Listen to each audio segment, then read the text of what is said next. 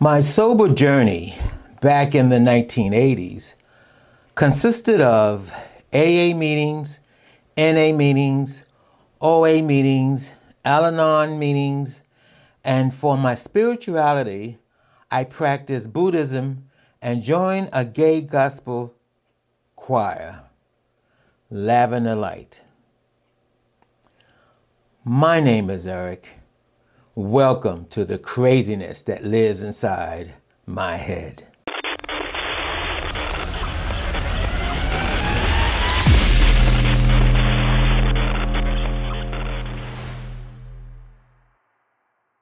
This is from the Lavender Light website. Lavender Light, founded in 1985, is a mixed chorus of women and men. Although the group encompasses many ethnic and spiritual backgrounds, the choir provides a special ministry to Black lesbian and gays who have historically been pressured by their communities to choose between their Blackness and their gayness. Our repertoire includes gospel, old and new, spirituals, and anthems. We produce 2 full concerts a year and frequently appear as guests at community functions, from church services to gay pride rallies. When I joined this back in the 1980s, I got sober in 84. It said it was founded in 85. So I know 1986, I definitely was involved in 1986. And you might say, well, what made you go into a choir, gay choir? And like I said in the beginning, I wanted to explore my spirituality. I practiced Buddhism. I prayed three times a day at the Buddhist temple in Manhattan, New York City. And then I was approached because they just started, this Lavender Light had just started.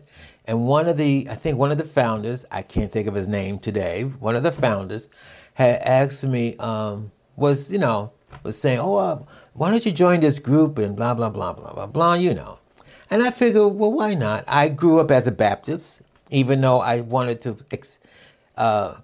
experiment or practice Buddhism for my spirituality. There's no knocking on baptism, but I felt that I just want to try something new to get spiritual. I believe in meditation, mainly the meditation, and the three prayers you did daily, which when you pray, for me, is meditation, which I was told as a Baptist is meditation when you pray, but it's a different practice, and I wanted to try that. And then I thought about, when I did go to church when I was young, about the choir, the singing. So I joined the Lavender Light Choir. I think I was with them for 2 years. And I do remember, I think we went to Washington, D.C., and I remember we sang at Washington, D.C., and don't ask me what we sang, why we went there to sing, but we sang, and we went some other places that we appeared, and we sang in 86 and 87. I think it was 86, 87, around 88. I think I dropped out of 88 because a lot of things was going on in my life, a lot of things. But I wanted to bring this up because, again, when you get my age, sometimes you something flash in your head. You be talking to a friend or something, and all of a sudden. Because my cousin, she just joined a choir. And she's in her 70s, the dog. She joined a choir. And when she told me she joined a choir, and I told her, I used to belong to a choir. I was with them for like 3 years. And that's what brought it up. And I was thinking, are they still around? So I Googled them. According to what I found on Google, they're still around. They still exist today. And according to what is on Google. I don't know who to call. I mean, because, how you say, I haven't kept in touch with all those people that I sang with. To be honest with you, I don't think they're still there today. I could be wrong, but But I just wanted to bring that up. And the thing about spirituality, I saw something on my cousin. She sent me a TikTok, and I was very upset. She might be upset with me because I responded to the TikTok that she sent me. And then in the TikTok, it was about Baptists. It was a Baptist preacher. And he was ridiculing, let's say, was it Tyler Perry? Remember Tyler Perry, the black actor who did Medea? Was it Medea? Or who made those movies? And I think he's a preacher now, Tyler Perry. I'm not sure. He's a preacher now. And this black preacher was ridiculing and putting him down and